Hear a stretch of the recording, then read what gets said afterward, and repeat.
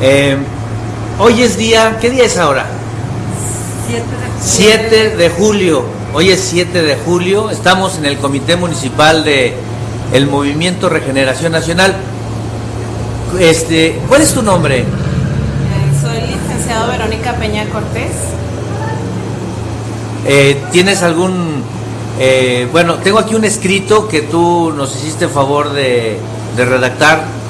Un escrito donde platicas de tu experiencia en el PREP. Fuiste empleada, eres empleada del Instituto Federal Electoral. Estamos aquí en Gómez Palacio, Durango. Frente de estas oficinas está el Instituto Federal Electoral, el Distrito 2. ¿Me repites tu nombre y qué cargo tenías ahí? Ok, soy licenciado Verónica Peña Cortés y mi cargo era capturista de datos en el CEDAT 02 del estado de Durango.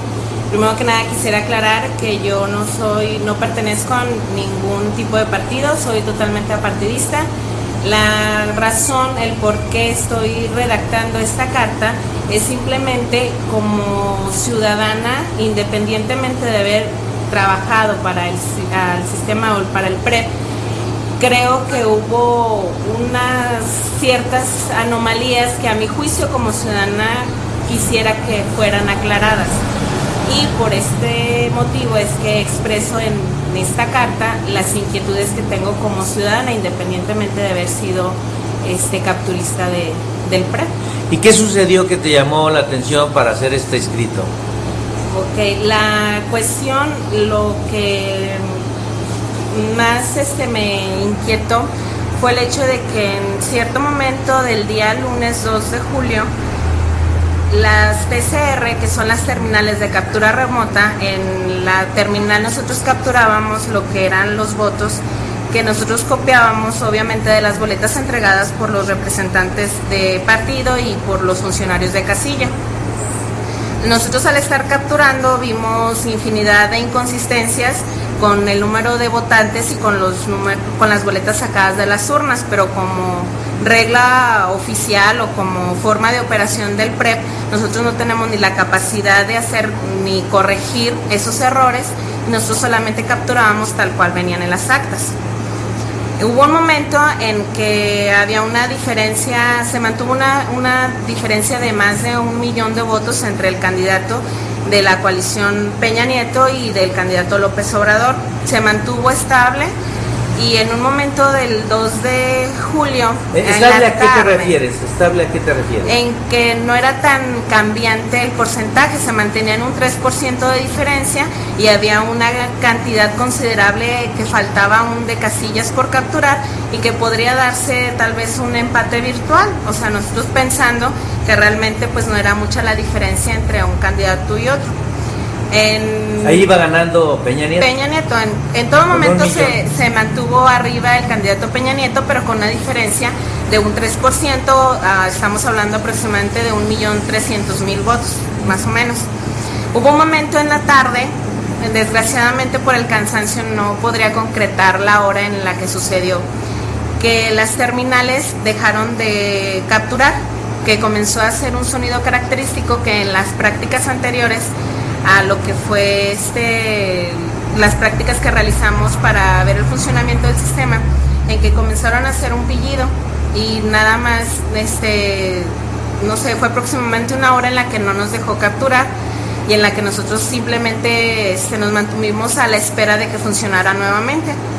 De igual manera, las páginas del PREP dejaron de subir datos o de haber un cambio en su estadística en la captura. ¿A nivel nacional? A nivel nacional, por ende entendimos que la falla había sido a nivel nacional. En el momento en que vuelvan a funcionar las PCR y que se puede volver a hacer la captura de datos, nos llama, bueno, al menos a mí me llama la atención que la diferencia se acrecenta, que ya no es de 1 millón y pico, sino ya de más de 3 millones de votos, y la diferencia aumenta a un 6-7%. Y la cantidad de casillas que faltaban por capturar pues disminuía la capacidad o la oportunidad para que el candidato de López Obrador pudiera alcanzar nuevamente al candidato Peña Nieto. ¿Y a ti qué te llama? ¿Qué observación haces respecto a esta situación? Pues que si en ese momento hubo una detención del sistema y que no se podía hacer la captura ya de votos, ¿por qué se acumularon más de 2 millones de votos en un lapso en el que se supone que las terminales dejaron de capturar?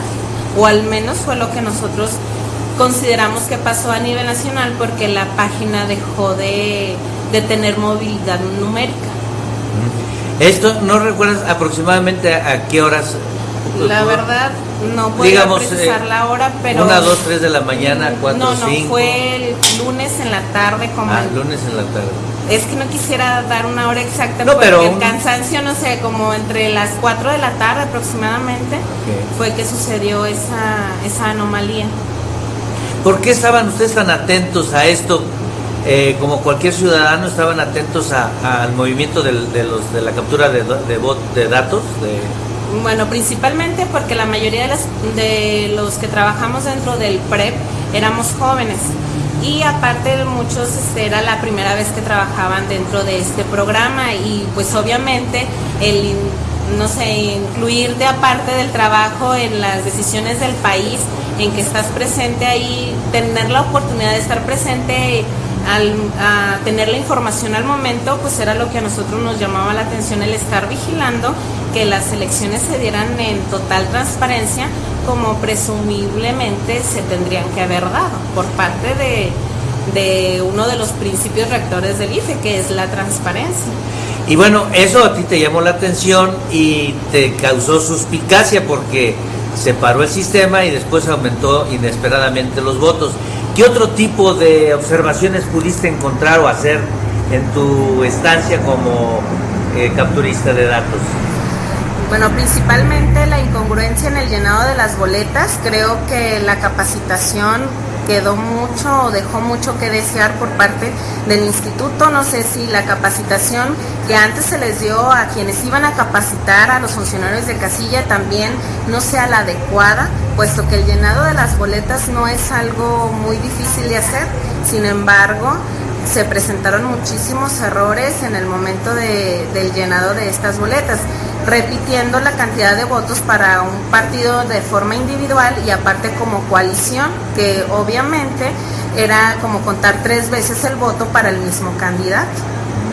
Y en cuanto a la cuestión de la ilegibilidad y ausencia de datos, ¿cómo es que pudieron reportar tan pronto la información si había una gran cantidad de observaciones, de inconsistencias, ¿no? Bueno, lo que pasa es que precisamente volvemos a lo que es la capacitación.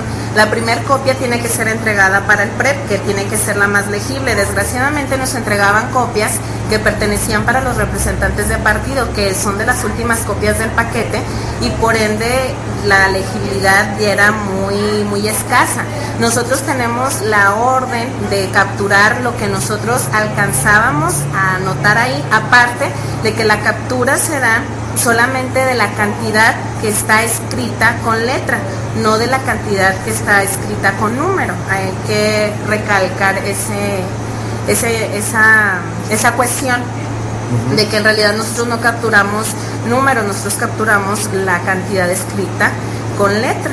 Y pues hubo de igual manera actas que faltaron, que no llegaron al PREP porque no iban dentro del sobre, y hasta que se hizo la apertura de los paquetes fue que se pudo accesar a esas boletas para poderlas capturar.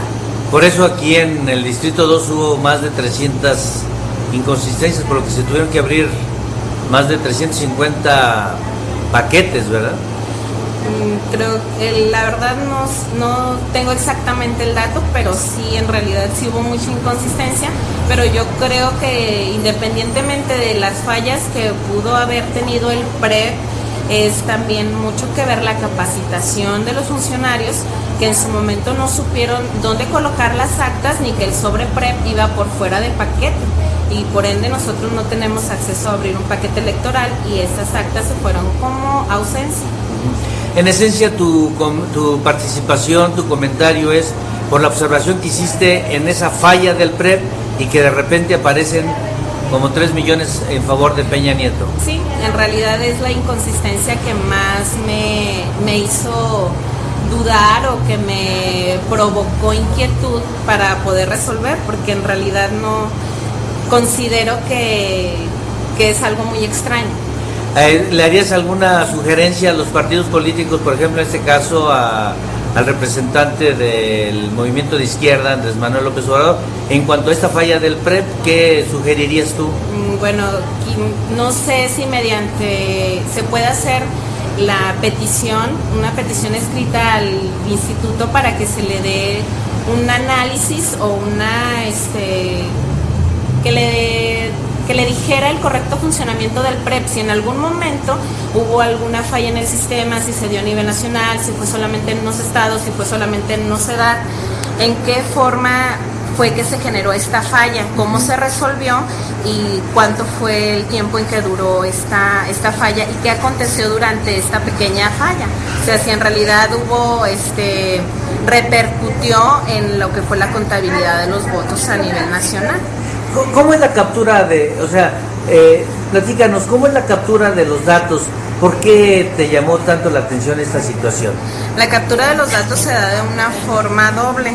Nosotros tenemos que hacer la captura, tiene que ser doble la captura para evitar precisamente que exista inconsistencia de la primera captura a la segunda. Si existe una diferencia de cantidad, la misma máquina con un sonido diferente al común de la captura nos señala que hay que volver a capturar la cantidad correcta. La verificación que se da aparte de esta doble captura es precisamente también para que los verificadores señalen si existió un error en la captura y nosotros inmediatamente capturar la cantidad correcta. Y cuando ustedes capturan una información, ¿qué candados de seguridad hay para constatar que capturaste y que ya se recibió la información? En el momento en que nosotros capturábamos y recibíamos el ticket, era señal de que la captura se había quedado registrada y que la información ya había sido registrada en el CEDAT del Distrito Federal, o sea que es la matriz de los CEDAT. Por lo tanto, es toda una secuencia de acciones al momento de ir registrando los datos.